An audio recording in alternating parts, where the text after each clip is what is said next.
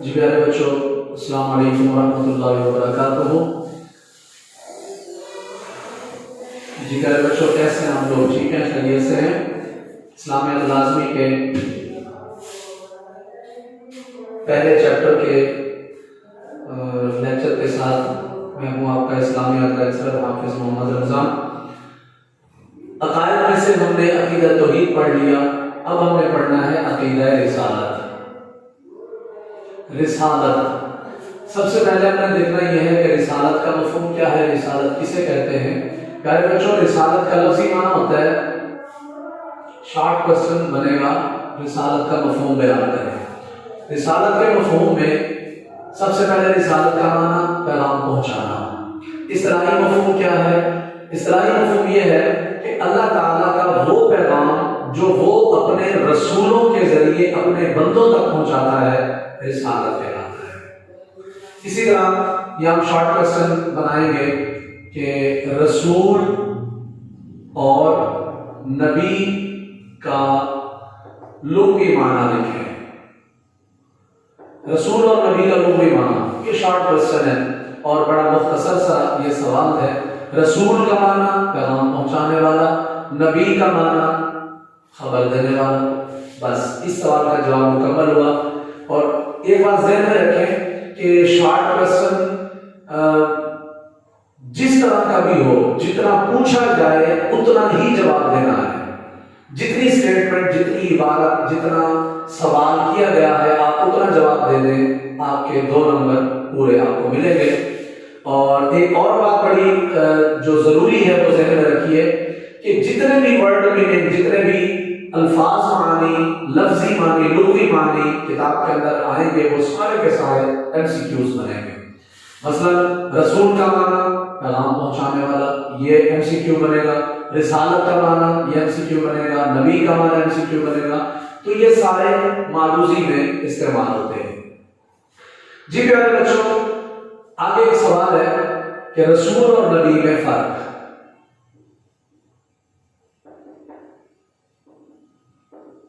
رسول اور نبی میں فرق بیٹا، سب سے پہلے ہم رسول کا معنی لکھیں گے، پیغام پہنچانے والا۔ پھر نبی کا معنی لکھیں گے، خبر دینے والا۔ اسی طرح پھر ہم لکھیں گے رسول اس ہستی کو کہتے ہیں جو اللہ کی طرف سے نئی کتاب، نئی شریعت لے کر آئے اور اس کی لوگوں کو تبلیغ کرے۔ جبکہ نبی اس ہستی کو کہتے ہیں جو نئی کتاب اور شریعت نہ لے آئے بلکہ پہلے سے موجود جو شریعت ہے اسی کی تبلیغ کرے، اسی کو آگے پھیلائے اور لوگوں کو اسی کے بارے میں سمجھائے، خود بھی عمل کرے اور دوسروں کو بھی عمل کروائے۔ اس کو نبی کہتے ہیں۔ رسول کو نبی کہا جاتا ہے لیکن نبی کو رسول نہیں کہا جاتا۔ یہ رسول اور نبی کا فرق ہوا۔ اسی طرح آگے سوال ہے وحی کا مفہوم لکھیں۔ وحی کا مفہوم، جی پیارے بچوں، وحی کا لفظی معنی ہوتا ہے اشارہ کرنا، چپکے سے بات دل میں ڈالنا۔ یہ دونوں ایم سی کیوز بنے گے۔ وحی کا لغوی معنی اشارہ کرنا، چپکے سے بات دل میں ڈالنا۔ اصطلاحی مفہوم کیا ہے؟ اس کا اصطلاحی مفہوم یہ ہے کہ اللہ تعالیٰ کا وہ پیغام جو وہ اپنے فرشتوں کے ذریعے اپنے رسولوں تک، فرشتے کے ذریعے یا براہ راست دل میں ڈال دینا یا پردے کے پیچھے سے سنوا دینا، یہ کیا کہلاتا ہے؟ بولیے، وحی کا مفہوم۔ جی پیارے بچوں، آگے سوال ہے وحی کی صورتیں لکھیں۔ وحی کی صورتیں کون سی ہیں؟ وحی کی صورتیں لکھیں۔ جو ہم نے اس کا مفہوم پڑھا ہے، فرشتے کے ذریعے پیغام پہنچانا، براہ راست دل میں القاء کر دینا، ڈال دینا، یا پردے کے پیچھے سے سنوا دینا، یہ 3 صورتیں ہیں اور یہی اس کا مفہوم ہے۔ آگے ہے وحی کے مطابق قرآن آیت کا ترجمہ لکھیں۔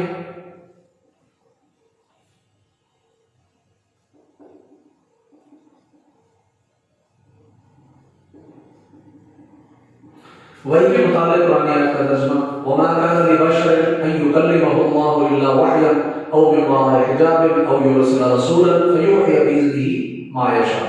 یعنی کسی بندے بشر کا یہ مقام نہیں کہ اللہ اس سے کلام کرے، ہاں یا تو وحی کے ذریعے او من وراء حجاب یا پردے کے پیچھے سے، او یرسل رسولا یا کوئی قاصد بھیج کر، کوئی فرشتہ بھیج کر، فیوحی بإذنہ ما یشاء جو وہ وحی لے آئے، وحی دے اس کو جو اللہ چاہے، اللہ کے حکم سے وحی پہنچائے۔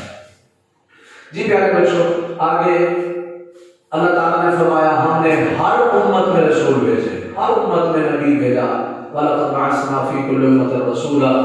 اسی طرح اللہ فرماتا ہے کہ میں نے 1,00,000 کم و بیش 24,000 اس دنیا میں بھیجے، اور ان میں چاند ایک کا ذکر میں نے اللہ کے نبی صلی اللہ علیہ وسلم کو اللہ فرماتا ہے کہ میں نے آپ سے بیان کر دیا، مِنْهُمْ مَنْ قَصَصْنَا عَلَيْكَ وَمِنْهُمْ مَنْ لَمْ نَقْصُصْ عَلَيْكَ، کچھ کا بیان ہم نے آپ سے کر دیا اور کچھ نبیوں کا بیان ہم نے آپ سے نہیں کیا۔ اسی طرح میرے بچوں آگے ہے رسولوں میں تفریق سے کیا مراد ہے، تفریق کیا ہے اور اس کا حکم کیا ہے۔ رسولوں میں تفریق اور اس کا حکم، رسولوں میں تفریق یہ ہے کہ بعض رسولوں کو اللہ کا سچا نبی رسول ماننا اور بعض کا انکار کرنا، اور ایسا کرنا کفر ہے۔ اللہ کیا فرماتا ہے، لا نفرق بین احد من رسلہ، ہم اس کے رسولوں میں باہم کوئی فرق نہیں کرتے۔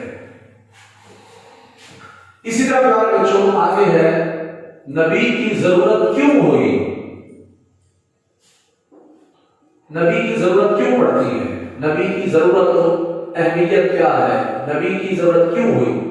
نبی کی ضرورت اس لیے ہوئی کہ نبی اللہ نے انسان کو نبی بنا کے بھیجا تاکہ اللہ انسانوں کی رہنمائی کرے، انسانوں کی رشد و ہدایت کے لیے اللہ نے انسانوں میں سے انسان کو نبی بنا کے بھیجا، کیونکہ انسان ہی انسانوں کی بہتر رہنمائی کر سکتا ہے۔ آگے ہے پیغام الہی کو نبی پر نازل کرنے کی حکمت، یعنی اللہ نے نبی پر اپنا پیغام کیوں نازل کیا۔ اللہ تعالیٰ فرماتا ہے کہ ہم نے آپ پر یہ یادداشت اتاری تاکہ لِتُبَيِّنَ لِلنَّاسِ مَا نُزِّلَ إِلَيْهِمْ، تاکہ آپ کھول کر بیان کر دیں لوگوں کے لیے جو ان کے لیے اترا ہے، یعنی جو کچھ اللہ نے ان کے لیے نازل کیا ہے نبی اس لیے آتا ہے تاکہ وہ لوگوں کو اس کی وضاحت کر دے، لوگوں کو کھول کر بیان کر دے۔ جی پیارے بچوں، اسی طرح ہمارا ایک لانگ کوسچن بنتا ہے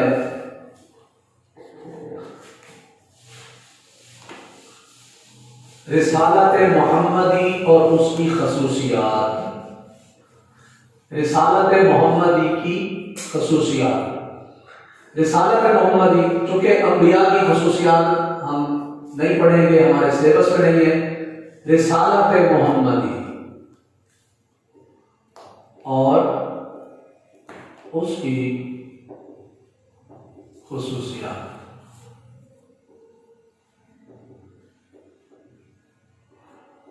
رسالت محمدی صلی اللہ علیہ وسلم اور اس کی خصوصیات۔ اس کا مطلب کیا ہے پیارے بچوں؟ اس کا مطلب یہ ہے کہ انبیاء کی جو اوورآل خصوصیات ہیں، کوالٹیز ہیں، ان کے خصائل ہیں، ان کے محاسن ہیں، ان کی خوبیاں ہیں، وہ تو تمام نبیوں میں سیم ہیں، تمام نبیوں میں برابر ہیں، لیکن اللہ نے اپنے پیارے محبوب صلی اللہ علیہ وسلم کو جو سید الانبیاء بنا کے بھیجا تو آپ کی انفرادی خصوصیات کیا ہیں؟ آدم علیہ السلام سے لے کر عیسیٰ علیہ السلام تک جتنے بھی انبیاء کرام آئے، اللہ نے سب کو معجزات دیے، کمالات دیے، محاسن، مکارم، خوبیاں، خصائل، فضائل، درجات، بلندیاں سب کو عطا فرمائی، لیکن ان سب کی جتنی بھی بلندیاں، مقام، رتبے، درجے سب کو جمع کر کے اللہ نے اپنے آخر الزمان نبی حضرت محمد صلی اللہ علیہ وسلم میں جمع فرما دیے۔ جیسا کہ علامہ اقبال نے کمال کا شعر لکھا، علامہ اقبال فرماتے ہیں حسن یوسف دم عیسیٰ ید بیضا داری آنچ خوباں ہما دارن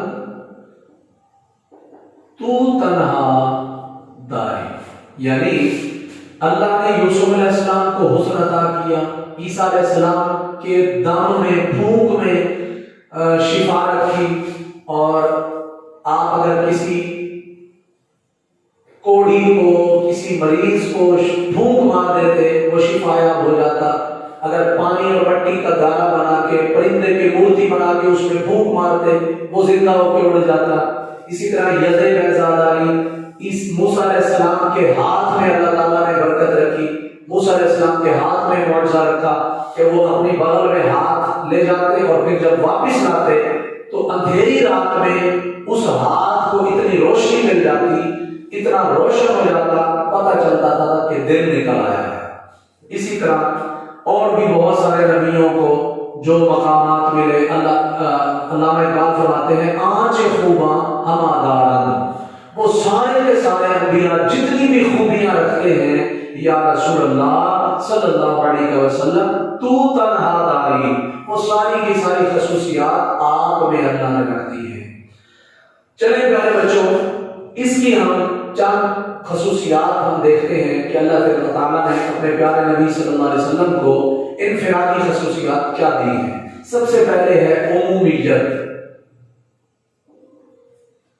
عمومیت کیا ہوتا ہے پیارے بچوں؟ عمومیت کا مطلب ہے عام ہونا، یعنی پہلے نبیوں کی نبوت اور رسالت کسی خاص علاقے تک محدود تھی، خاص دور کے لیے تھی، خاص لوگوں خاص قوم کے لیے تھی، لیکن ہمارے پیارے نبی حضرت محمد صلی اللہ علیہ وسلم کی جو آپ کی نبوت اور رسالت ہے وہ محدود نہیں ہے، لیمیٹڈ نہیں ہے، بلکہ عام ہے۔ حضرت محمد صلی اللہ علیہ وآلہ وسلم کی جو نبوت ہے وہ کسی خاص علاقے کے لیے نہیں، پوری دنیا کے لیے ہے، کسی خاص قوم کے لیے نہیں، تمام نسل انسانی کے لیے ہے، کسی خاص وقت کے لیے نہیں بلکہ قیامت تک کے لیے ہے۔ اللہ تعالیٰ قرآن مجید میں فرماتا ہے قُلْ يَا أَيُّهَا النَّاسُ إِنِّي رَسُولُ اللَّهِ إِلَيْكُمْ جَمِيعًا، اے پیغمبر آپ کہہ دیجئے کہ اے لوگو میں اللہ کا رسول ہوں تم سب کی طرف۔ ایک اور مقام میں فرمایا وَمَا أَرْسَلْنَاكَ إِلَّا كَافَّةً لِلنَّاسِ، اے پیارے محبوب صلی اللہ علیہ وسلم ہم نے آپ کو پوری کائنات کے لیے، پوری دنیا کے لوگوں کے لیے نبی بنا کر بھیجا۔ اور نبی پاک علیہ السلام خود فرماتے ہیں ارسلت الی الخلق کافہ، مجھے ساری مخلوق کا نبی بنا کر بھیجا گیا۔ اسی طرح اگلی ہیڈنگ ہے پہلی شریعتوں کا نسخ۔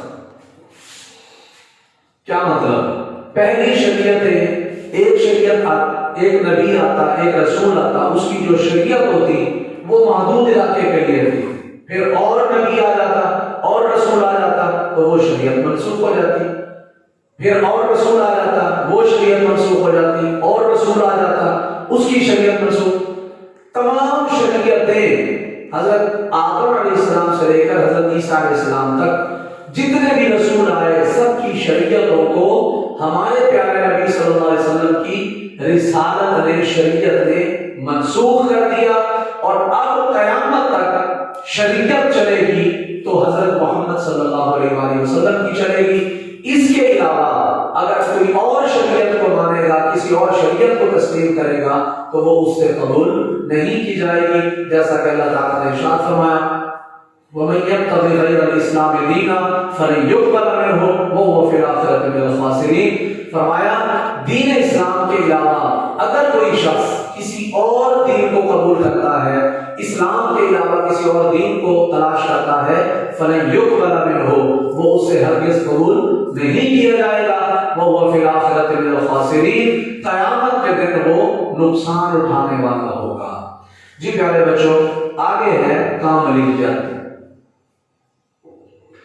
اس کا مطلب ہے پہلے نبیوں اور رسولوں کی جو رسالت اور نبوت تھی وہ کامل نہیں تھی، کامل ہوتی تو اور رسالت نبی رسول نہ آتے، اگر ان کی نبوت اور رسالت مکمل ہوتی تو کوئی اور نبی نہ آتا اور رسول نہ آتا، حتیٰ کہ یہ سلسلہ آدم علیہ السلام سے لے کر عیسیٰ علیہ السلام تک یہ جاری و ساری رہا۔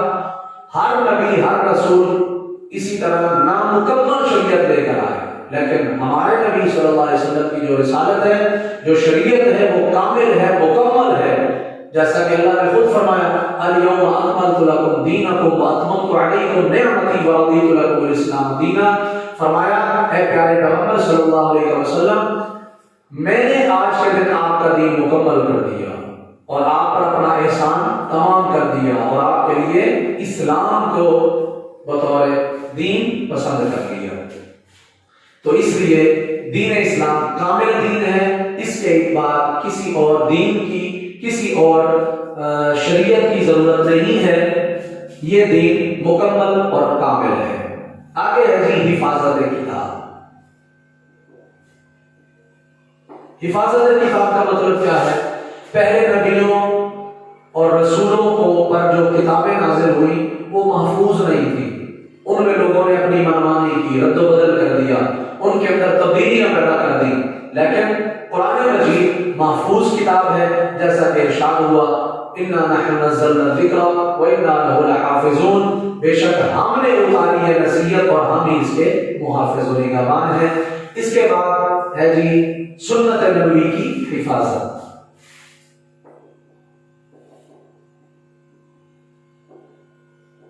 سنت نبوی کی حفاظت یعنی جس طرح اللہ نے قرآن مجید کو محفوظ کیا، اسی طرح نبی کریم صلی اللہ علیہ وسلم کی حدیث کو بھی محفوظ رکھا۔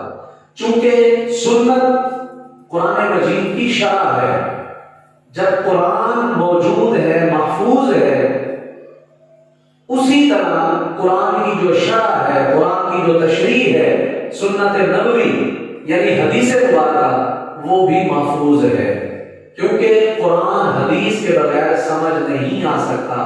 جب قرآن حدیث کے بغیر سمجھ نہیں آ سکتا تو قرآن اگر محفوظ ہے تو حدیث بھی محفوظ ہے، کیونکہ ہر دور میں محدثین کی ایک بہت بڑی جماعت نے، کثیر تعداد نے اپنی زندگیاں بسر کر دی حدیث کی حفاظت میں۔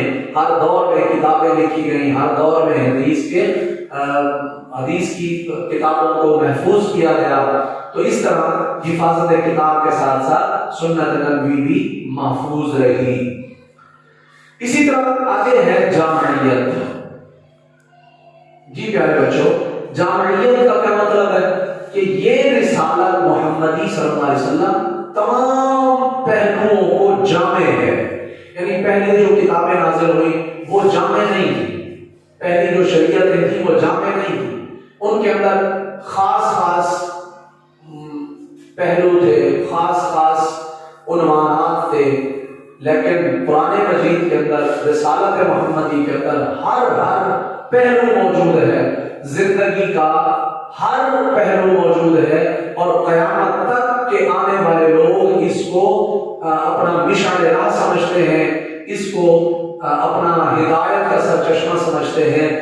تو اس کے اندر سیاسی، سماجی، روحانی، دینی، دنیاوی سارے معاملات شریعت محمدی میں موجود ہیں۔ اسی طرح آگے ہے ہمہ گیری۔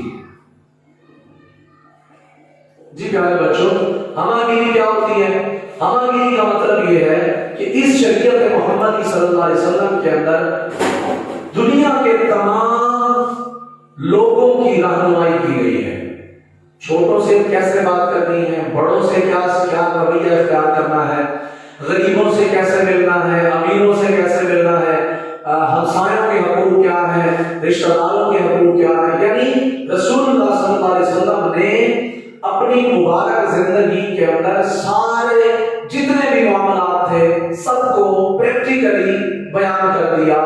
صرف مثالیں نہیں دیں بلکہ اپنی زندگی میں، اپنے اسوہ سے، اپنے عمل سے یہ بات مثال کے طور پر بیان کر دی، اور عملی نمونے کے طور پہ آپ صلی اللہ علیہ وسلم کی سیرت ہمارے سامنے آتی ہے، جیسا کہ ارشاد خداوندی ہے لقد کان لکم فی رسول اللہ اسوۃ حسنہ، لوگوں تمہارے لیے رسول اللہ صلی اللہ علیہ وسلم کی زندگی میں بہترین نمونہ ہے۔ آگے ہے ختم نبوت۔ پیارے بچوں، ختم نبوت ویسے تو یہ لانگ کوسچن ہے، یہ لانگ کوسچن ہے، لیکن یہ کسی اور نبی کی خصوصیت نہیں ہے۔ عمومیت، پہلی شریعتوں کی منسوخی، کاملیت، حفاظت کتاب سنت نبوی کی حفاظت، جامعیت، ہماگیری، ختم نبوت، یہ کسی اور نبی کی خصوصیات نہیں ہے۔ چونکہ ہم نبی پاک صلی اللہ علیہ وسلم کی انفرادی خصوصیات بیان کر رہے ہیں، تو لہذا یہ ختم نبوت بھی آپ کی ہی خصوصیت ہے کہ نبوت کا سلسلہ آپ پر ختم ہوا۔ پہلے جتنے بھی نبی آئے ان پر نبوت کا سلسلہ ختم نہیں ہوا۔ اگر ختم نبوت کا تاج پہنایا گیا تو وہ جناب محمد مصطفیٰ صلی اللہ علیہ وسلم کو پہنایا گیا۔ تو اس کے اندر ہم سب سے پہلے ختم نبوت کا مفہوم لکھیں گے۔ ختم کا معنی بند کرنا، مہر لگانا، کسی کام سے فارغ ہو جانا۔ اور اس کا مفہوم کیا ہے؟ اس کا مفہوم یہ ہے کہ حضرت آدم علیہ السلام سے لے کر جو سلسلہ نبوت کا آغاز ہوا، یہ یکے بعد دیگرے رسول اور نبی آتے رہے۔ کسی کو اپنی شریعت ملی، کچھ نبیوں کو کتابیں ملی، کچھ نبی جو ہے وہ پچھلے نبیوں کی، رسولوں کی رسالت پہ عمل پیرا ہوتے رہے اور انہی کی تبلیغ کرتے رہے۔ لیکن یہ سلسلہ حضرت محمد مصطفیٰ صلی اللہ علیہ وسلم تک آ کر ختم ہو گیا۔ تو اس آپ کے بعد نہ کوئی نبی آئے گا، نہ کوئی رسول آئے گا، نہ ہی قرآن مجید کے بعد کوئی اور کتاب آئے گی۔ اس طرح یہ ختم نبوت ہے۔ اس کے علاوہ اور بھی آپ کی انفرادی خصوصیات بہت ساری ہیں۔ مثال کے طور پہ رحمت للعالمین،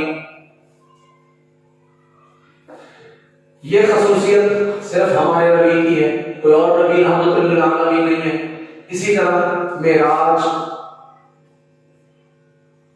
ہے جی، سفر معراج، یہ معراج کا اعزاز کسی اور نبی کو نہیں ملا، یعنی دیدار خداوندی جو اللہ نے اپنا دیدار کرایا، یہ کسی اور کو یہ اعزاز نہیں ملا۔ اسی طرح بہترین امت کنتم خیر امہ، یہ بہترین امت، تمام امتوں میں اعلیٰ ترین امت صرف اور صرف رسالت محمد کی خصوصیات ہے اور کسی کی نہیں ہے۔ اسی طرح پوری ہوئے زمین کا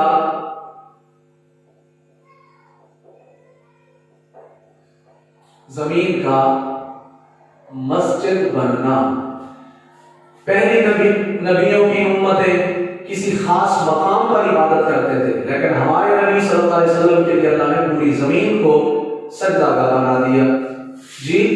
اسی طرح قبلہ کی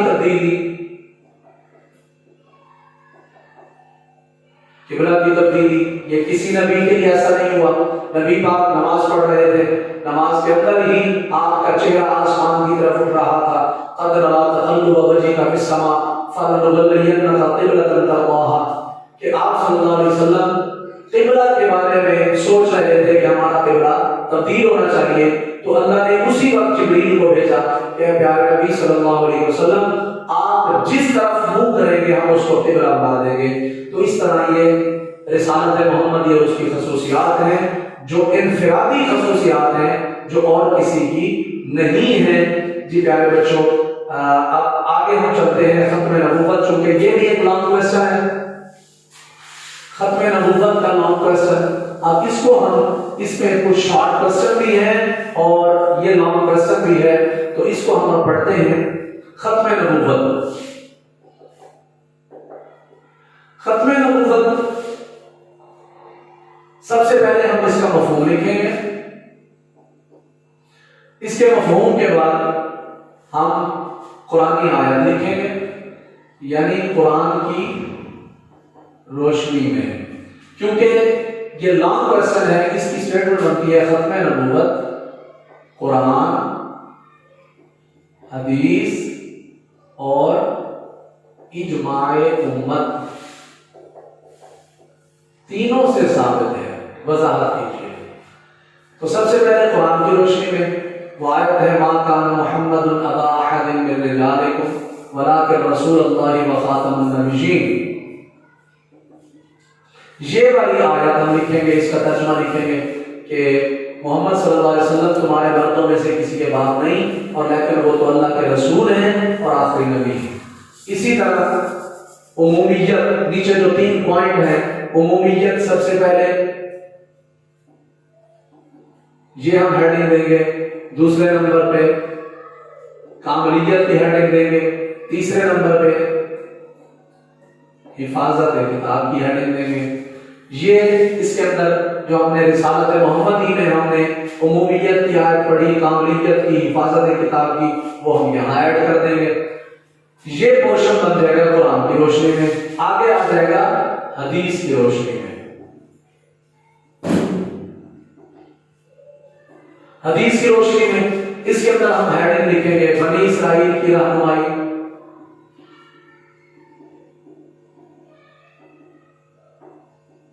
بنی اسرائیل کی رہنمائی میں وہ حدیث لکھیں گے کہ انبیاء کرام بنی اسرائیل کی رہنمائی کرتے تھے. ایک نبی فوت ہو جاتا تو دوسرا نبی اس کا جانشین ہوتا.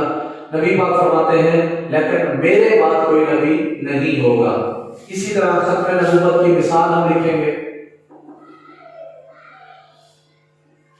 ختم نبوت کی مثال میں ہم لکھیں گے کہ نبی پاک علیہ السلام نے فرمایا میری اور مجھ سے پہلے والے انبیاء کی مثال ایسے ہے جیسے کسی شخص نے خوبصورت عمارت بنائی لیکن سامنے ایک اینٹ کی جگہ چھوڑ دی، وہ اینٹ میں ہوں. اسی طرح اور ہم حدیثیں لکھیں گے. نبی پاک علیہ السلام نے فرمایا اگر میرے بعد اللہ کسی کو نبی بناتا تو وہ عمر بن خطاب کو بناتا، لیکن میں آخری نبی ہوں، میرے بعد کوئی نبی نہیں. اسی طرح ہم وہ حدیث لکھیں گے. نبی پاک علیہ السلام نے فرمایا کہ اگر میرے بعد کوئی نبی ہوتا تو حضرت ابراہیم ہوتے، یعنی جو نبی پاک کے بیٹے تھے ابراہیم. اسی طرح ایک اور حدیث ہم لکھ سکتے ہیں. نبی پاک علیہ السلام نے فرمایا میرے بعد 30 جھوٹے نبی آئیں گے، سیاتی من بعدی 30 کذابون. میرے بعد 30 لوگ ایسے آئیں گے جو جھوٹے لوگ ہوں گے اور نبوت کا دعویٰ کریں گے. سیزعم انہ نبی، وہ جھوٹے ہوں گے، ہر ایک دعویٰ کرے گا کہ میں نبی ہوں، لیکن انا خاتم النبیین لا نبی بعدی. فرمایا میں آخری نبی ہوں، میرے بعد کوئی نبی نہیں ہوگا. بہرحال اس طرح حدیث کا پورشن آ جائے گا. آخر میں پھر آ جائے گا اجماع امت. اجماع امت کیا ہوتا ہے؟ اجماع کا معنی ہوتا ہے اتفاق، اتحاد یا گانگت. پوری امت کا اس بات پر اجماع ہے، اتفاق ہے کہ نبی پاک اللہ کے آخری نبی ہیں، آپ کے بعد کوئی نبی نہیں ہے. اس کی مثال ہم پھر دے سکتے ہیں کہ جب نبی پاک صلی اللہ علیہ وسلم کے وصال کے بعد مسلمہ کذاب نے جھوٹی نبوت کا دعویٰ کیا تو صحابہ کرام سارے اس بات پر متفق ہو گئے کہ جب حضور آخری نبی ہیں، قرآن میں سب واضح طور پہ موجود ہے، تو پھر ان سب صحابہ کرام نے مل کر مسلمہ کذاب کا مقابلہ کیا. حضرت ابوبکر صدیق خلیفہ اول، حضرت ابوبکر صدیق کی قیادت میں آپ کے حکم پر، آپ کی زیر نگرانی حضرت خالد بن ولید کی سپہ سالاری میں ایک لشکر مسلمہ کذاب کے پاس گیا، اس سے جھگڑا کیا، جنگ کی، تو اس کے ہزاروں لوگوں کو ختم کیا، واصل جہنم کیا. آخر کار اس کو بدبخت کو مسلمہ کذاب کو بھی واصل جہنم کر دیا. اور یہ اجماع امت ہے. ہر دور میں ہر نیک آدمی، ہر گناہگار آدمی، ہر شخص کا یہ عقیدہ رہا ہے کہ حضرت محمد صلی اللہ علیہ وسلم اللہ کے آخری نبی ہیں. جی پیارے بچوں، یہ بنی اسرائیل کی رہنمائی، یہ ختم نبوت پر حدیث ہے، یہ ختم نبوت کی مثال ہے، یہ شارٹ کوسچن ہے. اور یہاں پہ ایک شارٹ کوسچن بنتا ہے کہ چند جھوٹے مدعیان نبوت کے نام لکھیں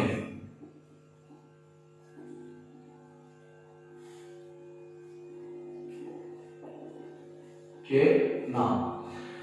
اس کے اندر سب سے پہلے مسلمہ کذاب کا نام لکھیں گے. اسی طرح اسود انسی کا نام لکھیں گے. اسود انسی، طلیحہ بن خویلد، اسی طرح سجاد بن حارث. تو یہ اسی طرح وہ مرزا قادیانی، یہ جھوٹے نبیوں کے نام ہیں. تو پیارے بچوں، یہ ہمارا نام کا سب بھی مکمل ہوا. ختم نبوت قرآن کی روشنی میں بھی ہم نے ثابت کر دیا، حدیث کی روشنی میں بھی ہم نے ثابت کر دیا، اور اجماع امت کی روشنی میں بھی ہم نے ثابت کر دیا. امید کرتا ہوں آپ کو یہ لیکچر اچھی طرح سمجھ آ گیا ہوگا. اجازت دیجیے، اللہ حافظ. السلام علیکم ورحمۃ اللہ وبرکاتہ.